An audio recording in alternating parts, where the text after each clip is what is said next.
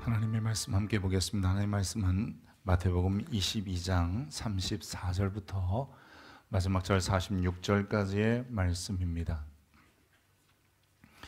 마태복음 22장 34절부터 46절의 말씀입니다. 이 계시의 말씀을 읽을 때 하나님의 음성이 여러분 심령 속에 들려지길 원합니다. 예수께서 바리새인들로 대답할 수 없게 하셨다함을 사두개인들로 대답할 수 없게 하셨다함을 바리새인들이 듣고 모였는데 그 중에 한 율법사가 예수를 시험하여 묻되 선생님, 율법 중에서 어느 계명이 크니이까? 예수께서 이르시되 내 마음을 다하고 목숨을 다하고 뜻을 다하여 주 너희 하나님을 사랑하라 하셨으니 이것이 크고 첫째 되는 계명이요 둘째도 그와 같으니 내 이웃을 내 자신과 같이 사랑하라 하셨으니 이 두 계명이 온 율법과 선지자의 강령이니라. 바리새인들이 모였을 때에 예수께서 그들에게 물으시되 너희는 그리스도에 대하여 어떻게 생각하느냐? 누구의 자손이냐? 대답하되 다윗의 자손이니이다. 이르시되 그러면 다윗이 성령의 감동이 되어 어찌 그리스도를 주라 칭하여 말하되 주께서 내 주께 이르시되 내가 내 원수를 내 발 아래에 둘 때까지 내 우편에 앉아 있으라 하셨도다 하였느냐? 다윗이 그리스도를 주라 칭하였은즉 어찌 그의 자손이 되겠느냐 하시니 한마디도 능히 대답하는 자가 없고 그날부터 감히 그에게 묻는 자도 없더라. 아멘. 이것은 하나님의 말씀입니다. 종교개혁자 마틴 루터는 성경을 짜면 피가 흐른다라고 했습니다. 참깨 짜면 참기름이 나오고 포도를 짜면 포도즙이 나오듯이 성경을 짜면 구속의 피가 나온다는 거죠. 구약과 신약 모두 모든 사람이 하나님의 백성 되기를 원하시는 하나님의 마음이 피같이 흘러나는 책이기도 합니다. 그렇다면 이렇게 하나님의 백성이 되면 어떻게 살아야 되느냐를 또 무엇라고 기록하고 있을까요? 즉 하나님의 백성들의 삶의 방향성은 성경은 무엇라고 요약하고 있는지를 들어볼 필요가 있습니다.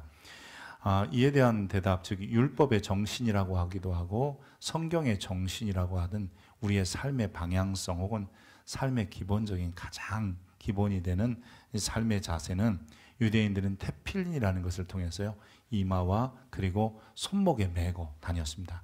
그 안에 있는 말씀 중에 우리가 잘 아는 쉐마의 말씀이 신명기 6장 4절부터 등장하는데 신명기 6장 4절에 보면 이스라엘아 들으라, 원문에는 들어라 이스라엘아, 이렇게 쉐마 이스라엘 이렇게 시작하는데요, 들으라는 말이 쉐마라는 뜻이에요. 그러니까 히브리 말로 쉐마, 들어라 이스라엘아, 우리 하나님, 거기서부터 같이 합니다. 시작. 우리 하나님 여호와는 오직 유일한 여호와이시니 너는 마음을 다하고 뜻을 다하고 힘을 다하여 네 하나님 여호와를 사랑하라. 그러면서 율법에서 가장 중요한 부분은 하나님을 사랑하라 라고 하는 것입니다. 하나님을 사랑하는 자는 동시에 그 하나님의 사랑 때문에 이웃을 사랑하는 것은 당연하다는 거죠. 그래서 율법의 대부분은 하나님과 이웃 사랑하는 것으로 가득 차 있습니다. 우리가 잘 아는 십계명에도 앞에 부분은 하나님에 대한 사랑이고 그리고 5번부터 마지막 10번까지의 마지막까지의 내용은 타인, 즉 이웃에 대한 사랑으로 구분지어져 있습니다. 유대인들은 늘 하나님의 계명을 지키려는 노력을 해왔습니다. 이 가나안 땅을 앞둔 이 백성에게 모세가 그 땅에 들어가서 하나님의 말씀을 지켜 행하라 라고 이 간곡하게 부탁과 명령을 하지요. 그래야 그 땅에서 너희가 그 땅에 사는 날이 장구할 것이며 번성하게 될 것이다 라고 얘기합니다. 우리 신명기 6장에 보면 이는 곧 너희 하나님 여호와께서 너희에게 가르치라고 명하신 명령과 규례와 법도다. 내가 지금까지 너희에게 설교했다. 그러면 너희가 건너가서 차지할 가나안 땅에서 너는 그것을 다 행해라. 곧 너와 네 아들과 네 자손들이, 즉 자자손손이 평생에 내 하나님 여호와를 경외하며 내가 너희에게 명한 그 모든 규례 명령을 지키게 하기 위해서 내가 너희에게 전했다. 그러면 내 날이 거기에서 장구하게 될 것이다. 더욱이 이스라엘아 삼가 듣고 삼가 그것을 행하라. 그리하면 내가 복을 받고 내 조상들의 하나님 여호와께서 내게 허락하심 같이 적과 끓이는 그 가나안 땅에서 내게 크게 하나님이 번성하게 할 거다. 즉 이스라엘 백성들이 가나안 땅에 들어가서 그 땅을 계속해서 누리며 번성하게 할 수 있는 유일한 길은 하나님의 말씀을, 즉 그 율례와 계명을 잘 지키는 거다라고 이야기하고 있습니다. 여러분, 이것은 우리도 늘 동일합니다.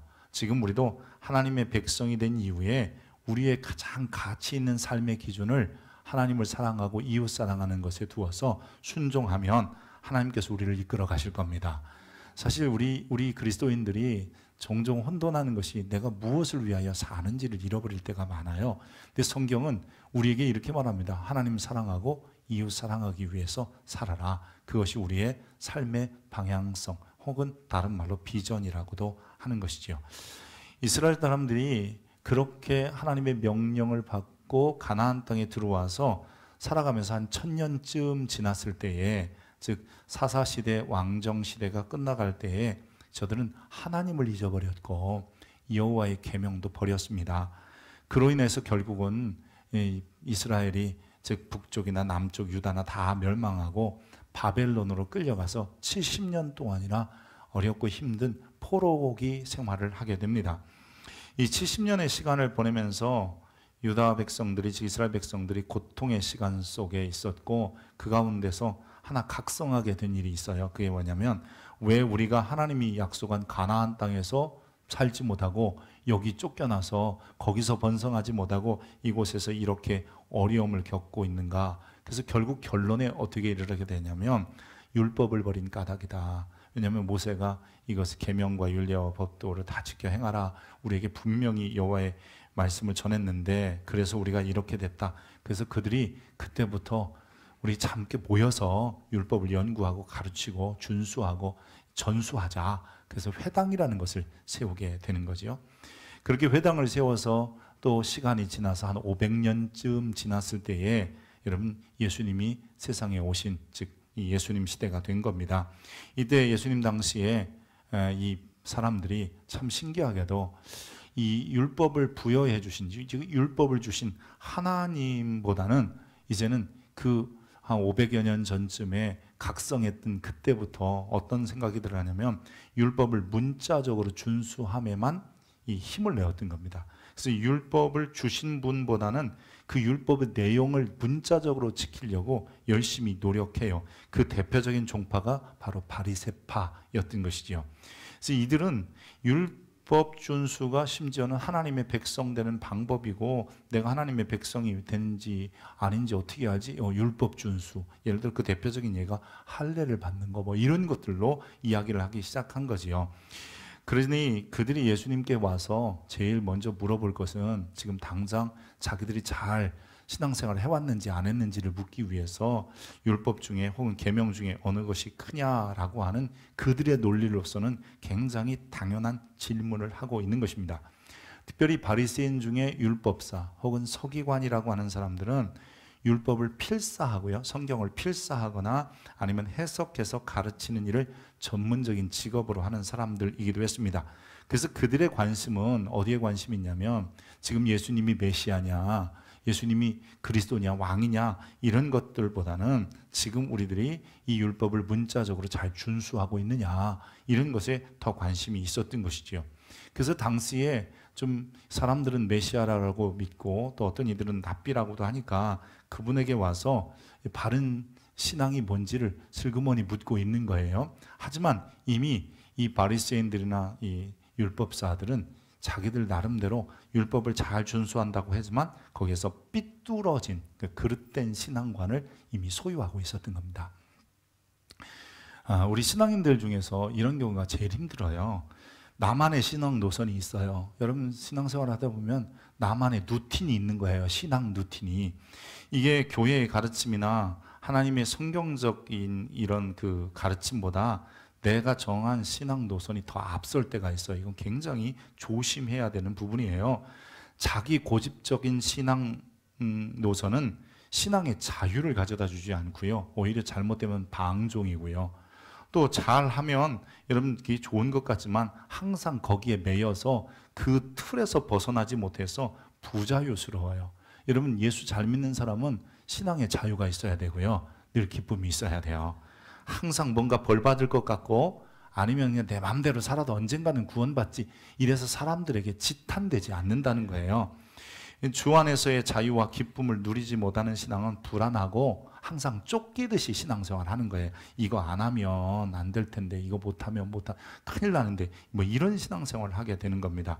이러한 그릇된 생활의 모습에서 우리가 벗어나야만이 참 자유가 있고요, 하나님을 잘 섬기는 성경적인 신앙인 기독교인이 되는 것입니다. 이 바리새인 중 서기관들이 예수님께 나와서 했던 질문, 이 질문 자체는요 굉장히 좋은 질문이잖아요. 계명 중에 어느 게 큽니까? 다른 말로 말하면 성경 전체에서 우리에게 어떤 삶을 요구합니까? 라고 묻고 있는 거예요. 예수님은 그런 질문을 들으시고 답을 하실 때에 이 대답은요, 이 바리새인들이나 혹은 이제 우리 같이 예수님을 왕 메시아로 믿고 따르는 즉 우리가 말하는 왕국의 백성들이나 모두에게 필요한 대답을 하고 계십니다. 근데 이 문제가 하나 있다면 이런 겁니다. 바리새인들 혹은 서기관들이 물었던 질문의 의도와 오늘 우리가 주님 앞에 하나님 우리가 어떻게 삶을 살아가야 됩니까? 라고 하는 의도는 다르다는 것을 알아야 돼요. 여러분, 서기관들은 어떤 의도로 물었었냐면, 이 율법사들은 그것을 지키면 하나님 나라 백성이 되고 하나님의 보호와 인도가 있지 않습니까? 무엇을 지켜야 그렇게 하나님의 백성으로서 혹은 하나님의 보호와 인도를 받으며 살 수 있습니까? 라는 의도를 묻는 거고요. 저와 여러분이 이런 질문을 주님께 해야 된다면 이런 의도를 가져야 돼요.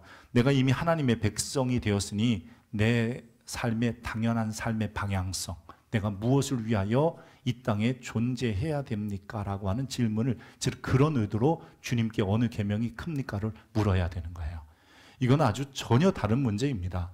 어떤 의도를 가지고 주님께 그 질문을 하느냐, 주님의 답은 동일하실 수도 있어도 어떤 의도를 가지고 질문하느냐에 따라서 그 삶이, 즉 그것을 하는 데 있어서 자유와 기쁨이 있기도 하고, 그렇지 않는 사람들은 그저 문자적 준수에 전전긍긍하기도 한다는 겁니다. 예수님께서 이제 어느 계명이 큽니까? 라고 하는 질문에 이런 답을 하시죠. 같이 한번 읽어보겠습니다. 예수께서 이르시되 내 마음을 다하고 목숨을 다하고 뜻을 다하여 주 너희 하나님을 사랑하라. 이것이 크고 첫째 되는 게, 여러분 첫째는 하나님 사랑하라는 거예요. 둘째도 그와 같으니, 시작, 내 이웃을 내 자신과 같이 사랑하라 하셨으니, 사실 내 자신을 이웃을 사랑하라라고 하는 이 율법은 613가지의 유대인들의 율법 중에서 243번째예요. 그럼에도 불구하고 주님은 하나님 사랑, 이웃 사랑이 모든 율법을 전부 다 이렇게 합친 것과 같다, 혹은 요약한 것과 같다, 더 나아가서 그것은 바로 율법의 정신이다 라고 말씀하시는 거죠. 우리 삶의 방향성이고 기준이어야 되고 그게 비전이어야 돼요. 여러분 왜 살아요? 라고 말할 때 잘 먹고 잘 살려고가 아니라 나는 주를 사랑하려고 사는 것이고 그 주님 사랑 때문에 이웃 사랑하려고 삽니다. 이게 저와 여러분의 고백이기를 축복합니다.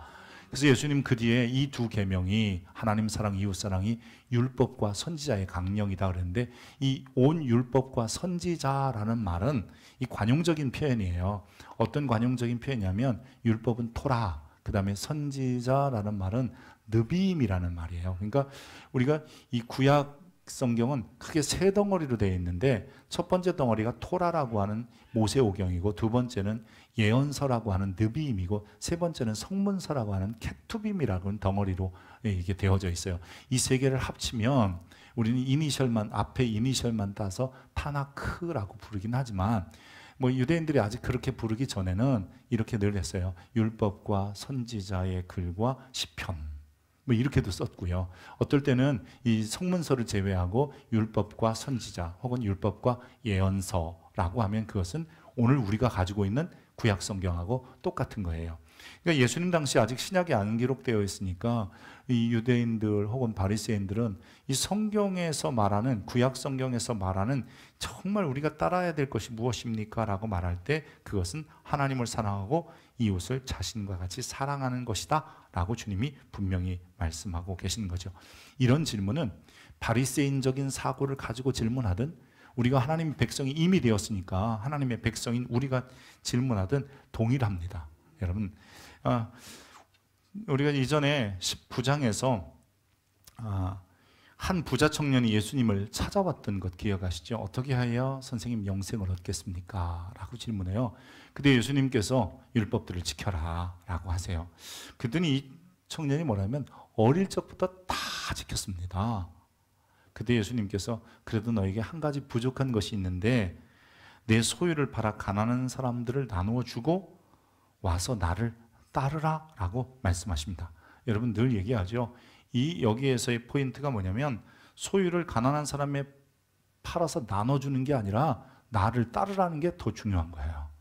여러분 지금까지의 유대인들은 하늘에 계신 하나님, 즉 땅에 오신 하나님이 아니라 하늘에 계신 하나님을 섬겼기 때문에 그 하나님을 섬기면서 율례와 법도를 지켜왔으면 됐어요. 근데 이제는 세상에 오신 하나님, 그분이 예수 그리스도이시고, 아멘입니까? 여러분 그 예수 그리스도를 따라가는 것이 곧 하나님의 백성의 모습이고 그게 하나님 사랑이라고 하는 거예요.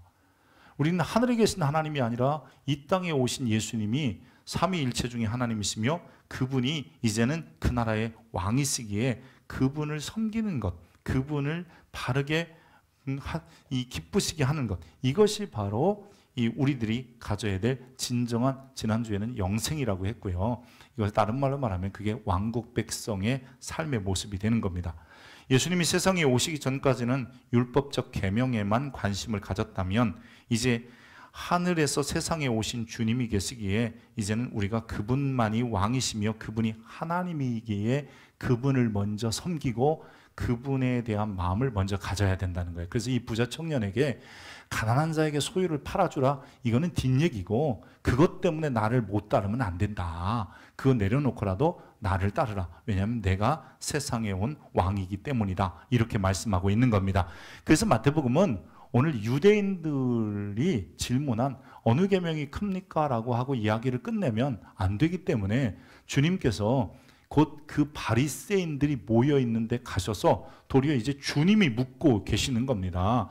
너희가 생각할 때 그리스도가 누구의 후손이라고 생각하느냐?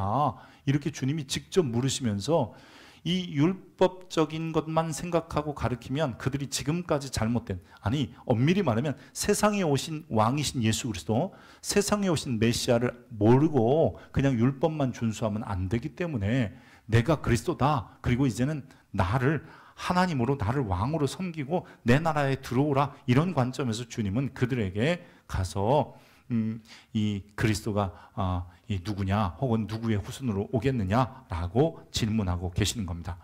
예수님이 직접적으로 그리스도, 다른 말로 뭐 히브리 말로는 메시아고요, 헬란 말로는 크리스토스, 우리 말로 이렇게 음역해서 그리스도인데 누구의 후손으로 오느냐고 그랬더니까 당연히 저들이 배운 대로 다윗의 자손입니다 라고 얘기하겠지요. 여러분 그것은 다윗보다 예수님이 1000년쯤 뒤에 오신 거예요. 그러니까 다윗이 예수님보다 1000년 전의 사람이에요. 또 다 얘기해 볼까요? 그보다 1500년 전의 사람이 모세입니다. 그리고 예수님보다 2000년 전에 이 땅에 살았던 사람이 아브라함이에요. 한번 생각해 보세요. 1000년 전, 1500년 전, 2000년 전의 시대의 사람들과 지금 예수님으로 따지면 육신적으로 보면 사람들이 당연히 다윗의 후손이에요 라고 말할 수밖에 없다는 거죠. 그런데 우리는 기억해 봐야 됩니다. 이 다윗의 후손이라는 말이 단지 뭐 혈통이나 육정으로 난 것이 아니잖아요. 그는 성령으로 잉태하셔서 세상에 오신 거잖아요. 그러기에 이제 단지 시간이 후대이기 때문에 후손이라고 말할 수 없는 거예요. 그래서 주님께서는 시편 110편 1절에 즉 다윗이 성령의 감동으로 쓴 그 시편을 인용하시는 거예요. 같이 한번 읽어볼까요? 여호와께서 내 주에게 말씀하시기를 내가 내 원수들로 내 발판이 되게 하기까지 너는 내 오른쪽에 앉아 있으라 하셨더라. 여호와께서 내 주에게, 이 내 주라는 말이 이 바로 메시아를 이야기하는 겁니다. 근데 이 시편 110편 1절의 말씀을 마태복음 22장 44절에는 이렇게 인용합니다. 주께서 내 주께. 구약 성경에 보면 여호와께서 그렇게 표현했는데 두 번째는 여기는 그냥 다 주 이렇게 표현합니다. 하지만 이것은 시편 110편에 의해서 앞에 있는 것은 여호와께서, 뒤에 있는 내 주는 예수님을 이야기합니다. 이렇게 왜 여호와를 갑자기 내 주께서라 인용했냐 하면, 이것은 이 구약 성경을 즉 히브리어 성경을 헬라어 성경으로 번역한 게 있어요. 우리가 흔히 말하는 70인역이라고 하는 셉투라진트라고 약 BC 2세기에 알렉산드리아에서 번역을 하게 돼요. 왜냐하면 자꾸 이 히브리어를 잃어가고 아람어를 쓰고 그리고 헬라어를 쓰게 되니까 혹여나, 그래서 이 성경을 번역할 때 쓸 때는 야훼 이렇게 썼어요. 야훼라고 써놓고 밑에 뭐라고 붙였냐면, 혹이나 여호와의 이름을 망령 때에 일컬을 수 있으니까 그 야훼라고 읽지 말고 이 단어가 나오면 음은 뭐라고 읽어야 되냐면 아도나이라고 읽어라. 그래서 아도나이라고 붙인 거예요. 아도나이를 우리말로 번역하면 주이고요. 이것을 헬라어로 번역하면 퀴리오스 혹은 주님, 주인 뭐 이런 의미를 가지고 있는 단어예요. 그래서 이 셉투라진트에 따라서 헬라어 번역을 주께서 그랬지만, 이건 앞에는 여호와, 뒤에는 메시아를 상징하고 있는 거예요. 그래서 다윗이 분명히 얘기한 것은 1000년 전에, 예수님이 오시기 전에 1000년 전에 이미 여호와께서 내 주 메시아에게 대하여 얘기할 때 그가 내 주라고 말했다면 그것은 시간의 문제가 아니다. 그러기에 어떻게 메시아가 다윗의 후손이 되겠느냐, 그 다윗보다 선지하신 분이다. 그러면서 메시아는 다윗의 후손이 아니라 선지하신, 먼저 계신 분이고 그보다 훨씬 위대하신 분이고 훨씬 뛰어난 분이다. 그 이야기에 여러분, 율법을 잘 알았던 유대인들이고 바리새인들이기 때문에 감히 묻는 자도 없고 더 이상 말하는 자도 없었다는 겁니다. 여러분, 여기서 우리가 기억해야 되는 것은 이 한 왕국 혹은 왕국의 주인은 언제나 왕이에요. 그 왕국의 중심은 항상 왕이에요. 우리나라는 지금 왕국이 아니에요. 공화국이에요. 공화국이니까 대통령이니까 대통령에 대해서도 막 누구시 이렇게 부르지, 만약에 왕국이면 감히 임금님한테 그럴 수 없잖아요. 그러니까 하늘 왕국이라고 하는 말쿠트 샤마임은, 말쿠트 왕국, 샤마임 하늘이란 뜻이거든요. 그러니까 하늘 왕국의 가장 중요한 분은 누구예요? 왕이에요. 아멘입니까? 이건 여러분이 그냥 아멘 해야 돼요. 이거는 그냥 가르치는 논리이기 때문에.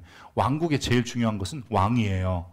근데 누가 왕국 백성이냐면요, 내가 그분을 왕으로 섬기고 내가 왕으로 인정할 때 왕국 백성이 되는 거예요. 여러분, 이게 굉장히 중요해요.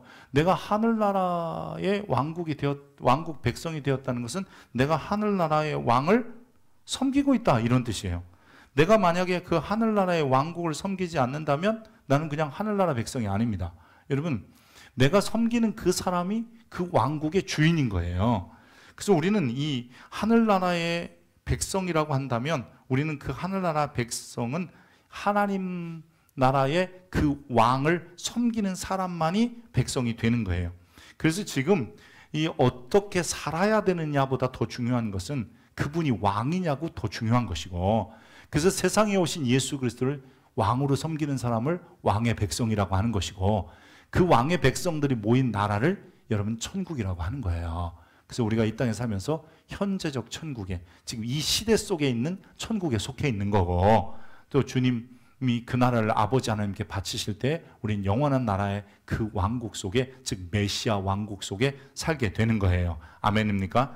그래서 여러분, 우리 그리스도인들이 왕이신 주님을 모셨다라는 것, 혹은 내가 예수님을 왕으로 섬긴다라고 하는 것은, 그거는 이미 왕국 백성이라는 뜻이고, 그 왕국 백성은 어떻게 살아야 됩니까? 뭐가 제일 큰 계명입니까? 라고 말할 때 세상에 오신 하나님에 대한 사랑, 그리고 그 사랑 때문에 그 사랑을 닮아서 이웃에 대한, 타인에 대한 사랑을 감당하라고 주님이 말씀하고 계시는 겁니다. 여러분, 세상 누구도 그리 무엇도 우리의 왕이 아닙니다. 예수보다 더 위대한 것도 없으며 위대할 수도 없습니다. 여러분, 우상숭배가 뭐예요? 우상숭배는 이거예요. 내 왕을 예수님 말고 다른 것에 두는 것입니다. 물질에 두기도 하고요, 또는 정신에 두기도 하고요, 심지어는 세상의 어떤 이 이데올로기뿐만 아니라 과학적인 것에 두기도 하고 아니면 세상의 자연 현상에 두기도 하는 거예요. 이런 것 우리가 그렇게 싫어하는 이유가 뭐겠어요? 예를 들어서 교회가 왜 유물론을 그렇게 싫어할까요? 유물론이라는 것은 물질이 신이 되는 거기 때문에 그런 거예요. 그래서 싫어하는 거예요. 우리는 유신론자들, 즉 하나님만을 우리의 왕으로 섬기는 자들이에요. 아멘입니까? 이렇지 않다면 우리는 지금 하나님의 백성이 아닌 거예요. 교회의 멤버십은 가질 수 있어도 하나님 나라 백성은 아닌 거예요. 하나님 나라 백성은 아주 간단해요. 그냥 예수보다 귀한 것이 없고, 왜냐하면 그분이 세상에 오신 하나님이고 그분보다 높으신 분이 없는 거예요. 그분이 메시아이기 때문에. 할렐루야. 여러분, 그런데도 율법을 지키는 것을 마치 그 율법을 지키는 것 자체가 그분을 높이는 것보다 위대하다라고 생각해서는 안 되는 거예요. 그러니까 우리의 어떤 행위도, 우리의 어떤 삶도 그분을 먼저 사랑하는 것보다 우선되거나 대단해 보여서는 안 된다는 거예요. 자기 고집적인 신앙을 지키는 이들이 있고 자기 이름을 위하여 그렇게 사는 사람도 있어요. 그래서 뭐 이렇게 표현하죠. 그래도 사람인데 좀 바르게 살아야 되지. 이런 사람들을 우리가 흔히 말해요. 바리새인 같은 교인이라고요. 여러분, 바리새인이요, 외식한다 그래서 무슨 외식한다 그래서 겉과 속이 다르다 이런 개념만이 아니에요. 그들은 하나님을 모르고 열심히 산다 이런 의미예요. 착하게 살아요. 다 바리새인이에요. 여러분, 우리는 먼저 하나님에 대한 섬김이 있어야 되고 세상에 오신 예수가 나의 왕이라는 것을 인식하고 인지하고 살아가야 돼요.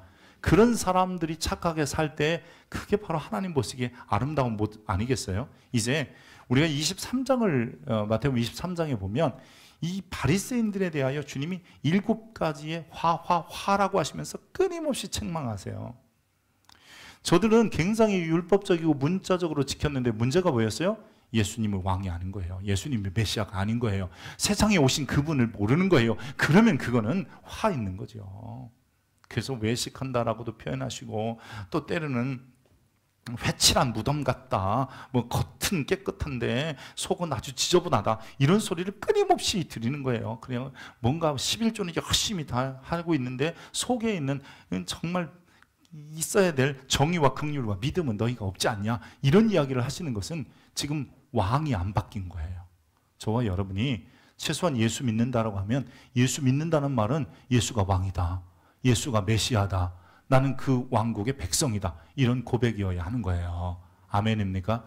혹시나 여러분이 이런 생각에 매여 있지 않습니까? 내가 예수 믿으니까 결국 천국 가고 복 받을 거야. 그게 바리새인적인 믿음인 거예요. 그냥 예수를 왕으로 섬기면 그거는 뭐라 그럴까요? 그냥 우리말로 표현하면 그냥 따놓은 당상이에요. 그냥 자연스럽게 주어지는 거예요. 할렐루야. 내가 무엇을 해서 얻는 게 아니라고요. 그냥 영원한 천국과 영원한 영생은 내가 예수를 왕으로 섬기는 순간 주님이 우리에게 주시는 거고, 그래서 우리가 그 안에서 어떻게 이제는 살아야 되느냐, 그 삶의 문제, 삶의 방향성이 뭐냐면 나를 위해서가 아니라 주를 위해서, 자기를 위해서가 아니라 나를 구원하신 이를 위해서 하는 거예요. 그 삶이 어떻게 사는 거예요? 그게 그래요. 하나님을 사랑하고 이웃 사랑하는 거라고요. 여러분, 그렇게 살아갈 수 있기를 바랍니다. 우리 같이 향해야 될 신앙은 하나님 먼저 사랑하기에 다른 모든 계명들을 지켜가는 것이지, 우리는 우리 고집대로 그냥 열심히 살면 하나님이 다 해주시겠지, 이런 신앙은 안 된다는 거예요. 근데 시간이 가면 갈수록요, 자꾸 사람들이 누굴 잃어가면 하나님을 잃어가요. 하나님을 잊어가던 시대에 호세아 선지자가 뭐라고 했냐면 이렇게 선언해요. 그러므로 우리가 여호와를 알자, 힘써 여호와를 알자. 그분을 알면요, 그분의 나타남이 새벽빛같이 어김없이 나타나실 거고 비와 같이 땅을 적시는 늦은 비와 같이 우리에게 분명히 임하신다라고 하는 거예요. 여러분, 우리에게 정말 이 시대에 중요한 것은요, 시대가 어떻게 흘러가는 것도 중요합니다만 그것보다 먼저 주를 아는데 힘을 기울여야 돼요. 주님을 힘써 하시길 축복합니다. 그분이 우리의 왕이에요. 세상에 오신 그분이 우리의 메시아예요. 그분이 왕이고 메시아라는 것을 생각을 바꿔야 그게 하나님 백성의 모습이지, 내가 그냥 이렇게 열심히 살면 그래도 교회에서 열심히 이렇게 충성했는데 하나님의 백성 삼아주시겠지, 이거는 삐뚤어진 신앙이라고 그랬잖아요. 이렇게 삐뚤어진 신앙을 가진 사람들이 결국 이상한 일을 하게 돼요. 자, 여러분, 주님께서는 하나님을 사랑하는 자에게 어떤 모습이 나타나느냐, 너희가 짐을 서러지라. 그래야 그리스도의 법을, 즉 그리스도의 법도 성취된다. 이 그리스도의 법이 뭐냐면 서로 짐을 나누어 주고 서로 아낌없이 나누고 헌신하고 이런 모습들, 즉 이웃사랑이 나타난다는 거예요. 하나님을 사랑하지 않는 사람은 이웃사랑할 수 없어요. 여러분, 만약에 나는 이웃사랑은 참 잘해, 근데 하나님 사랑이 없다면 그것은 신앙인이 아니에요. 그냥 저쪽 사람이에요. 섬기는 사람.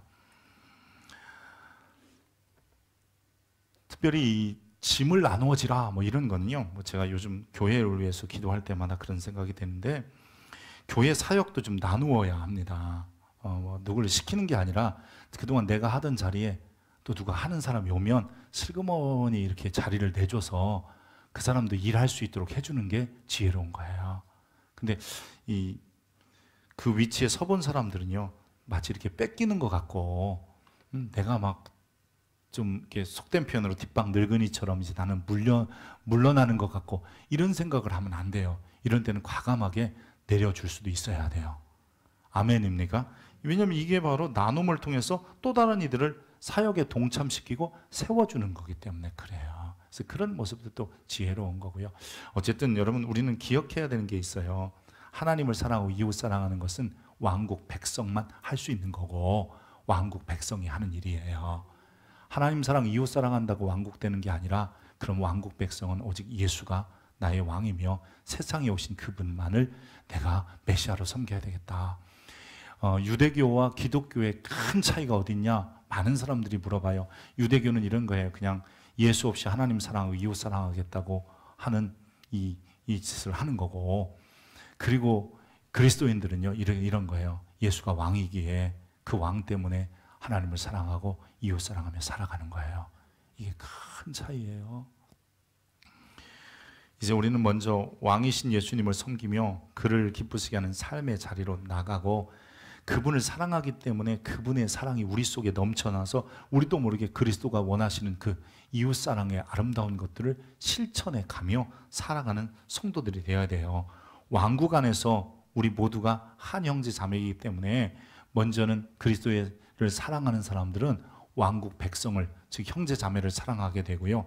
우리가 그것을 이웃사랑이라고 하잖아요. 이런 사랑을 갖게 되면 더 나가서는 예수 모르는 영혼들이 불쌍해서 그들을 사랑하게 되고, 즉 선교도 감당하게 되고, 그뿐만 아니라 우리가 속해 있는 어떤 이 사회 혹은 나라 사랑 뭐 이런 것도 그 하나님 사랑에서 나오는 것이어야 되고, 더 나가서는 인류의, 여러분, 열방과 세계를 사랑하는 모습도 하나님 사랑하는 것 때문에, 즉 이미 왕국 백성이기 때문에 하나님 사랑 때문에 그런 것들이 나오게 되는 겁니다. 근데요, 아무리 인류애를 가지고 혹은 나라 사랑을 위하여, 그리고 불신자들과 이웃을 위한 이 사랑도 하나님 사랑보다 크면 안 되는데, 즉 우선순위가 바뀌어서는 안 된다는 거예요. 근데 보세요, 가장 삐뚤어진 신앙이 뭐냐면, 가난한 자, 연약한 자, 사회적 약자 뭐 이런 사랑하는 일을 너무 열심히 하다 보니까 하나님 사랑을 잃어버리는 사람도 있어요. 여러분, 이거는 아니에요. 안 되는 거예요. 우리는 언제나 하나님을 사랑하기 위하여 심지어는 내 목숨까지도 내려놓잖아요. 이런 걸 순교라고 하잖아요. 하나님 사랑하는 것 때문에 가족들을 좀 뒤로, 혹은 내 하는 일이나 뭐 이런 걸 이 순위로 미룰 수는 있어도, 여러분, 가족 때문에, 내 직장이나 일터 때문에 하나님 사랑하는 걸 뒤로 미룰 수 있는 것은 삐뚤어진 신앙이라고 하는 거예요. 그게 바리새적인 신앙인 거예요. 그런 사람에 대해서 주님이 책망하시는 거예요. 어떠한 사람도 세상에 오신 예수 그리스도보다 더 사랑하거나, 아니, 어떠한 우리의 행위적인 그 선함도 하나님을 위한, 주 예수 그리스도를 위한 것보다 우선되어서는 안 되는 거예요. 마태복음 10장에 주님이 이렇게 말씀하셨어요. 아버지나 어머니를 나보다 더 사랑하는 자 내게 합당하지 않다. 아들이나 딸을 나보다 더 사랑하는 자 내게 합당하지 않다. 아들, 딸, 부모님, 즉 어머니, 아버지 사랑하지 말란 말이 아니잖아요. 사랑하라는 거예요. 근데 누구부터 먼저 사랑하라는 거예요? 지금 눈에 보이는, 그리고 우리 가운데 계시는 우리의 왕이시며 우리의 구원을 위하여 세상에 오신 메시아이시고, 동일하게 그분은 우리의 하나님이신 바로 예수 그리스도에 대한 사랑이 우리에게 먼저 있어야 된다는 거예요. 여러분, 그분을 사랑하십시다. 이걸 잊지 마세요. 내가 왜 존재하느냐? 그분 사랑하기 위해 존재하는 거예요. 근데 그분 사랑하려고 존재하다 보니까 내가 자꾸 이웃도 사랑하게 되고요, 나라도 사랑하게 되고 인류를 향한 여러분 열정도 생기는 거예요. 근데 도리어 그것들이 주님 사랑을 막아서는 안 되는 거예요. 가난한 사람 돌본다, 연약한 사람 돌본다, 그래요. 사회적인 약자 돌본다, 좋아요. 근데 그게 하나님 사랑을 막아버리면 그건 하나님만 못한 거예요. 그건 왕국이, 어떤 왕국이냐라고 얘기하면 그것은 메시아의 왕국에 들어있는 사람이 아니에요. 메시아의 왕국에 들어있는 사람은요, 여러분 하나님 사랑이 우선이라는 것을 알게 되고 그 왕국 때문에, 그분 때문에 살아가는 거예요. 그분을 위하여 존재하는 거예요. 여러분 그게 신앙 아니겠어요? 그게 주님께서 마태복음을 통해서 끊임없이 말씀하시는 거예요. 이것을 알지 못하면 마태복음 100번, 1000번 읽어도 우리는 그냥 내 신앙을 열심히 살아내는 거예요. 내가 가진, 어디서 배웠는지는 잘 모르겠지만 그 고집적인 신앙을 가지고 내가 열심히 해내는 거예요. 주님이 그런 사람들에게 23장에 가서 결국은 얘기합니다. 이 화했을진저 사랑하는 성도 여러분, 우리는 먼저 하나님을 바로 만나고, 즉 세상에 오신 예수님이 내 구주이고 메시아라는 것을 바로 알고 그분 사랑의 열정 때문에 이제는 이웃과 나라 그리고 열방도 사랑하는 모습을 소유해야 합니다. 우리에게 진짜 왕은 예수밖에 없습니다. 기도하겠습니다. 고맙고시고 자비로우신 하나님, 우리의 왕으로 세상에 오셔서 이제 율법의 행위가 아니라 그 예수를 믿음으로 말미암아 왕국 백성이 되게 하시니 고맙습니다. 이제 왕국 백성이 되었기에 더욱 하나님을 사랑하고 그 사랑이 우리 속에 넘쳐서 이웃과 나라와 열방을 사랑하는 자들이 되게 하여 주옵소서. 우리도 모르게 지금까지 매여 있었던 이렇게 살면 복 받겠지, 이렇게 살면 잘 되겠지, 이것을 항상 뛰어넘어 먼저 주님을 기쁘시게 하고 주님을 섬기는 것이 먼저지라는 신앙으로 우리가 회복되게 하여 주옵소서. 이 시대가 긍휼이 남고 또한 약한 자, 연약한 자, 소외된 자 돌아보는 마음은 남았는데 예수를 왕으로 섬기고 사는 모습이 지금 사라져가고 있습니다. 그게 교회 안의 모습이기도 하고 내 모습이기도 합니다. 주님, 우리를 용서하여 주시고 오직 주님만이 우리의 왕이 되어 주옵소서. 예수 그리스도의 이름으로 기도합니다. 아멘.